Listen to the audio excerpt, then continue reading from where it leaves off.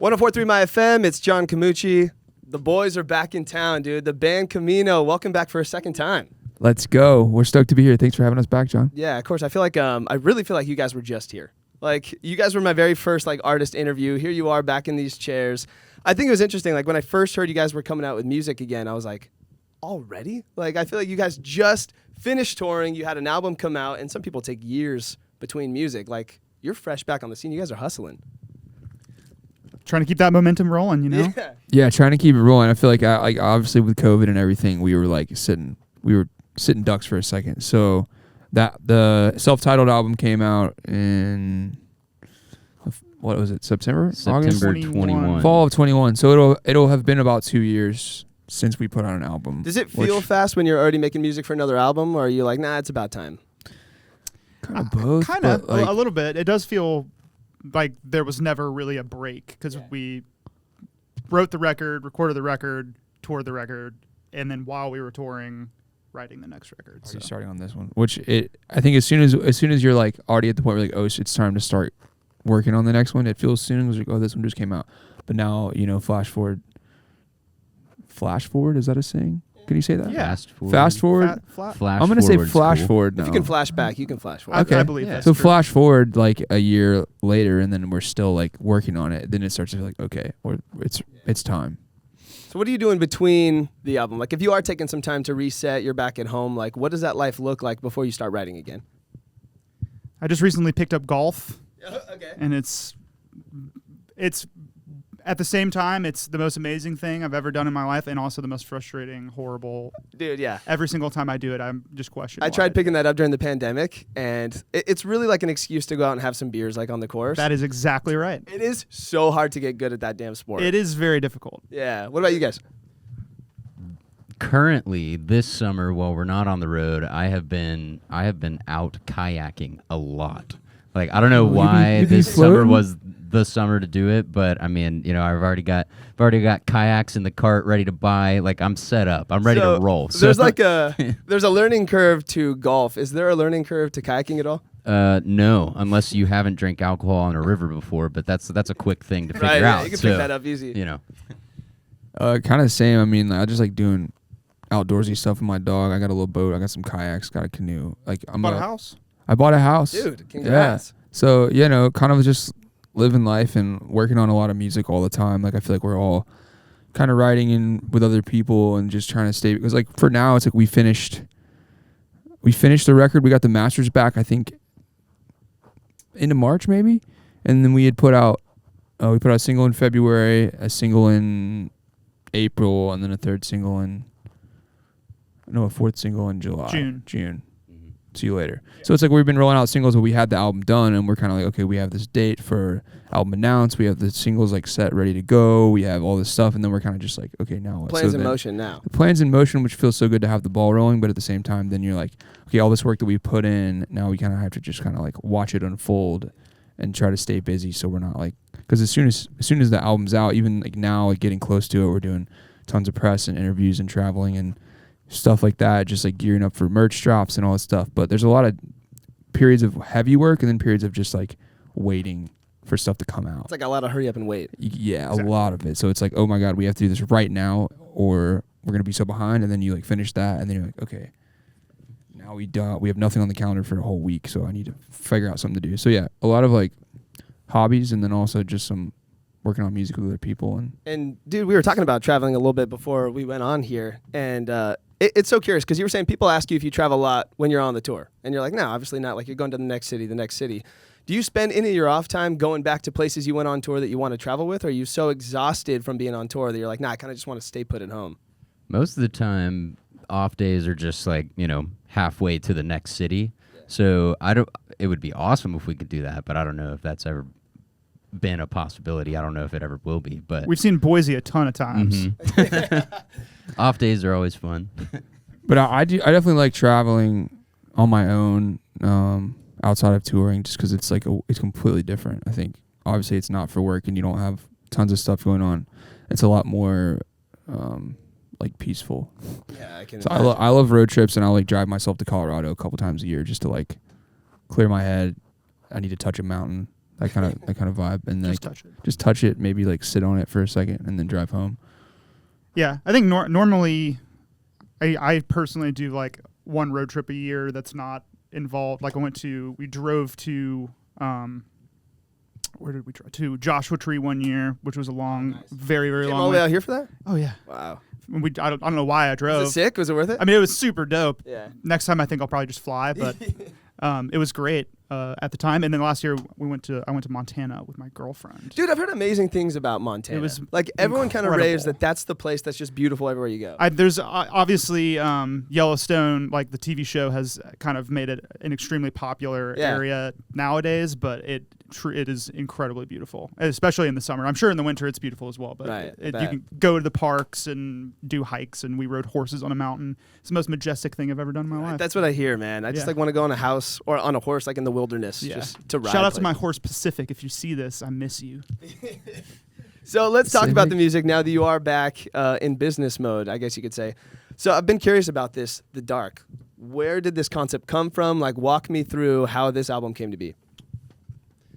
Well, I can tell you that we went through a ton of different names, but the first song that was written that is on the album is called Afraid of the Dark. And so we kind of just started like toying around with like, could it be something different than Afraid of the Dark, blah, blah, blah, tried a bunch of different options and then ended on The Dark. And I think that just kind of solidified like, oh yeah, this is, it feels like the whole record fits into that category in one way or another. So I don't know. You guys have anything else to add? Yeah, I mean, it kind of just this. I feel like for us, there's a lot of with any band, there's multiple cooks in the kitchen. So there's a lot of ideas being thrown around, and kind of you just like find the ones that you keep coming back to. And for that one, it was like the first song, like you said, that was written that made the record. And so kind of once we had that in mind, like writing other songs, like this song is going to be on the record, and it kind of like realizing once we kind of had the record closer to being done, kind of like what. Even the first couple songs you write, kind of how it shapes the rest of the record and how it starts becoming this whole kind of like, unified thing. So, yeah, I think too, just the theme, the dark definitely feels like the right theme for the album. It's definitely a little bit more, I don't know how to describe it. Maybe like mature, Yeah. a little bit like there's definitely heavier undertones, not that there haven't been before, but yeah, and I think kind of the point of it is like, embracing the darkness so that you can kind of like accept it and learn to like appreciate the light because you also see the darkness of things. So yeah, kind of just fell into place honestly over like the course of getting the record finished.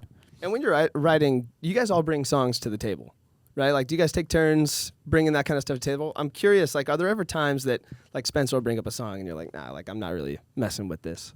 Like, are there times someone will bring one up and you're like, I don't feel it? All the time. And we'll sit down, and usually we'll wait for a specific day to do that, and we'll all sit down and have, like, a listen down, and we'll choose what's one. We'll, write hell yes, a no, a maybe, I'll die for this kind of energy. But usually we wait until we're like selecting songs for the record to do that, because we don't want to ruin the. I don't know. It's kind of difficult to like while you're in the middle of writing a bunch of songs, being like, yeah, man, I really don't like that song at all. And you're like, okay, cool. I'm just gonna stop writing for forever. Then I think.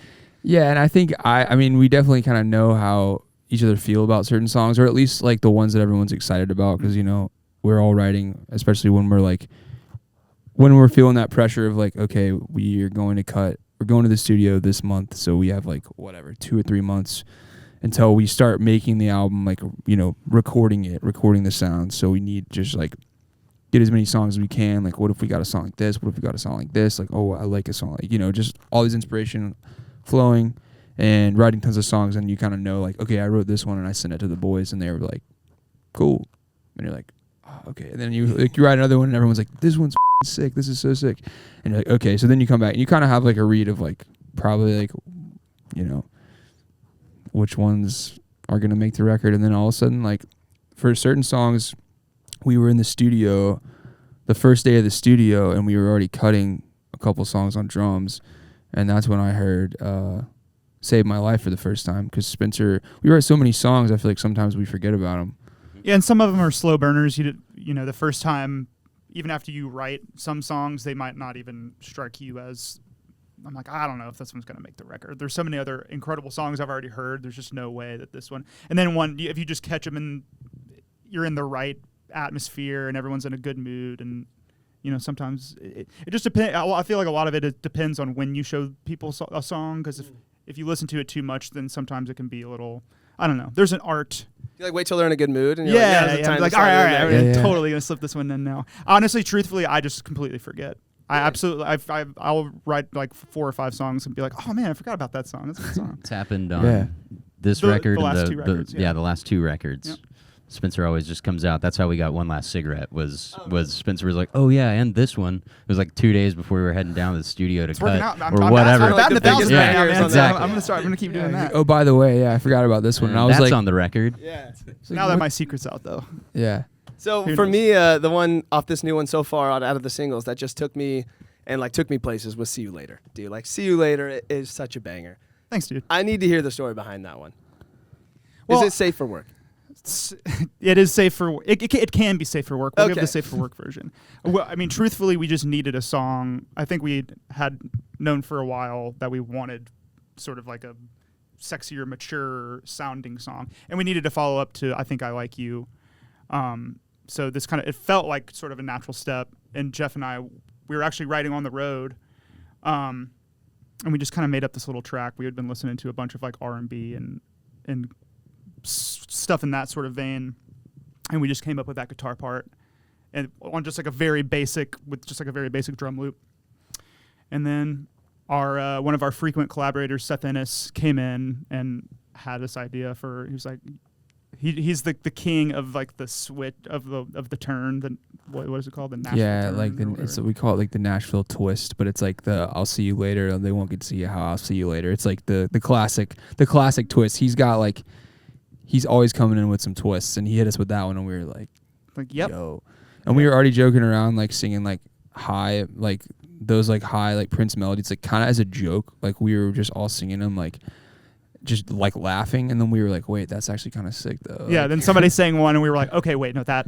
I feel like we actually probably we should actually write have to that do song. that. Like, hold up. Do you purposely want to follow up on some of your sounds? Like you're talking about that one a little bit. I've heard bits of Novocaine. You know, it kind of has that like anthem of see-through kind of. You know what I mean? So do you do that on purpose to follow up to songs? I think so. I think we definitely come in, especially with Novocaine.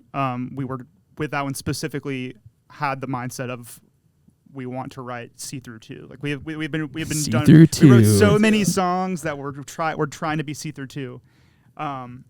And it's fine because like we wrote it, so you know it's like we're just copying ourselves. So I think when something works and when you see something work live, you really want to try to replicate it and you know obviously tweak it a little bit. It definitely feels a lot different, but it has the same energy. It has that energy. You know, that it's got the wordy chorus. Yeah. Hopefully people will want to, you know. Like you listen to it and you're like, I got to learn all the words to Exactly. this. Like I want to be able to Exactly. scream it at the show. Yes. Yeah. Do you guys have at this moment in time a favorite song off the new record? Mine might be Same Page. Okay, yet to see that one or hear that one. Yeah. Ugh, But they're it's tough. It is. I'm thinking. Novocaine is definitely is up there for me now. Out of the ones It that keeps growing on we've me. released, See You Later, I think so far. And what am I missing? Honestly, that one. No. Not that I ever disliked it, but it's definitely grown on me the most out of all of them. And it's also watching people sing it live completely changes the game. Yeah, Garrison, that you got one. to throw one at us. I think right now it's 3 Month Hangover. Okay. There's a lot of them on the record that rotate for me right now. Yeah, agreed. Once we play them live, it'll solidify in my brain a little bit more of which one I'm like, oh, okay, yeah, I really fuck with this one or whatever. But yeah, right now it's 3 Month Hangover for me. So what are you guys listening to when you're not writing music to get inspiration? A lot of stuff. Really? I listen to podcasts. Really? I'm just kidding. I mean, I do listen to podcasts, but not for inspiration. Audiobooks, podcasts. Audiobooks. Are you mostly listening to music or podcasts in your free time? I listen to a lot of sports podcasts. Really? It helps to kind of separate. Yeah, the Like work when you need to like take a break from it, because I feel like I've gotten burnt out on music a lot of Mm-hmm. multiple times in my career already. So I think to have some sort of separation, it's good. But also the new Japanese house record is really, really so good. good. It's so insanely good. good. It's amazing. I'm pretty 50-50. I go through phases where I don't listen to any music for like a month. Listen to like audiobooks. I'm on Audible, always listening. I like fall asleep to audiobooks now, like exclusively, because you can set a timer, and I've learned exactly like how long it takes me to fall asleep if I'm listening to a book. So I'll fall asleep and I'll miss a little bit, rewind it the next morning, but I have it kind of down because if I'm watching something, I'll never fall asleep. But during the day, I listen to a lot of music, and I'll go through periods of like books for a while and then music for a while. I'm definitely in a music phase right now, which like Japanese house album, amazing. Ryan Beatty album is amazing. Yep. I've been deep into Kid Cudi again. Really? He has an Intergalactic album that he put out like last year, and that has a whole Netflix movie that goes with it. We just and watched it's like, that movie, and it was the Good? movie is like unbelievable. the album all the way down. So after you watch the movie and you've already listened to the album, it just like makes you want to keep it. But I don't know. What I think is cool about you guys too is I'm thinking about, especially these days, TikTok has become such an important role in like a band's marketing, I guess you could say. But you guys, I think it's really refreshing. They're like, you're on it, you know what I mean? But it doesn't feel like your main focus, you know what I mean? Like it's like you're trying not to be like a TikTok artist per se. Like what is your relationship with TikTok? Do you think about that often?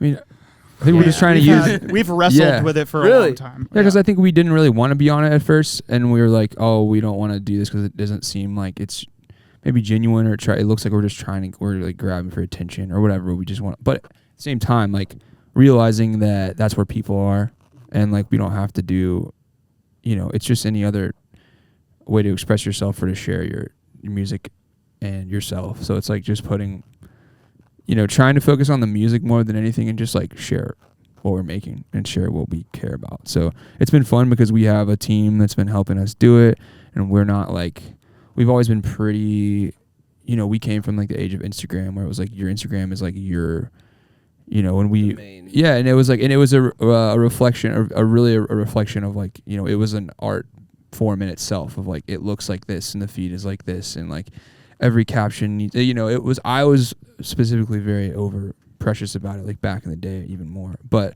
I think realizing now that it's just like on TikTok you can just overshare. It's not like you need to be like precious about it. It's just like, yeah, just it's not share, nearly yeah. as curated or anything. and just realizing it's all really about people, and like if you want to reach people, like people are on the top, and It, That's how Sometimes we you'll go can get on to there them. and you'll literally post a couple of seconds of you doing kind of a cover, and like people love that. You know what Yeah. I mean? Like it is less curated. I think you're right. Mhm. yeah. So how about the tour that's coming up? What do you want this tour to be in terms of being different from your last one? Like what can we expect different? Bigger, bolder, faster, stronger. Let's go. Yes. It's He said going it to be best. Is that the massive. motto? It's going to He be said it best. massive. Yeah. The lighting looks themselves are taking months, and we're doing like in a good way, not me throwing shade at anybody, but Yeah. it's just we're putting a lot of time into it, and it's just going to be a lot in the best way. I bet. I feel like it's so cool because every time you do announce a tour, especially here in LA, like I've been going to almost every show, like every single time it's a bigger venue. Now you're at, I think the Shrine it is here in LA, which is massive, dude. Like, do you plan for the size of the place, or do you just kind of plan your shows regardless of that? There's definitely a lot of like, we have an amazing booking agent at CAA, amazing manager who they take a lot of time trying to figure out, the tour is routed and rerouted tons of times. Like, where can we take this step? What do we think we can do here? There's a lot that goes into it, and figuring out, every little detail and every little, because it's difficult routing a tour. Our manager Jameson actually replied to a fan that asked like, why aren't you coming to this specific show? And he was like, honestly, I get a lot of questions like this. So then he did like this long Twitter thread of like, here is how our tour was routed, and here like kind of all the steps, and it got like so much attention. It got like in like several articles, and it kind of like blew up a little bit because it was like, I think people were fascinated to kind of read behind the scenes. Like, I think a lot of people are like, oh, we're just gonna book this tour, boom, let's book these rooms. It's sick like, you took the time to do that. Yeah. Yeah. The man of the people. Man of the people. Sure is. He sure is. Jameson did. But yeah, it was interesting seeing like, how just explaining that side of the business to fans, like people really appreciated it. It was cool to see their reaction, be like, whoa, we never knew this. This is so cool. This is kind of random, but just want to give a background of that side of the business. How do you guys do laundry on tour? Oh man. I've like always wondered that. Oh, it changes. Oh, so specifically, we just did a Europe tour, and we were struggling. We were stinky. There was. Yeah, are you I wearing think the I same got clothes sometimes? stinky. I think I got to do laundry like twice that month. It was just finding a laundromat as close to the venue as possible. In the States, having a bus and stuff, a lot of venues now will have laundry there. If they don't, it's not that hard to find coin laundry or whatever, but A lot So of sometimes you venues- can catch the Band Camino at a laundromat. you might be able to. That's Definitely factual. in That's Europe. But factual. the thing about Europe, both times that we went to like laundromats, our clothes would dry. Put them in the dryer. I don't know if like we went to the wrong ones, but we were just like sitting there for like hours waiting on our clothes to dry, and then we had to like leave to the next city. So we all had like bags of wet clothes, and we have to go through it again the next day to try to like wash and dry them. Things were Load size is a little smaller over there, I believe. I Yeah. don't know if that's true, but that's what it seems like. Yeah, So, you stuck too much in there. yeah. Wow, even the Band Camino, men of the people, dude. We try to be. yeah. Well, I'm excited to see you guys on tour. Appreciate you stopping in. The new album, The Dark, can't wait for it. The Band Camino. Let's go. Thanks for having us.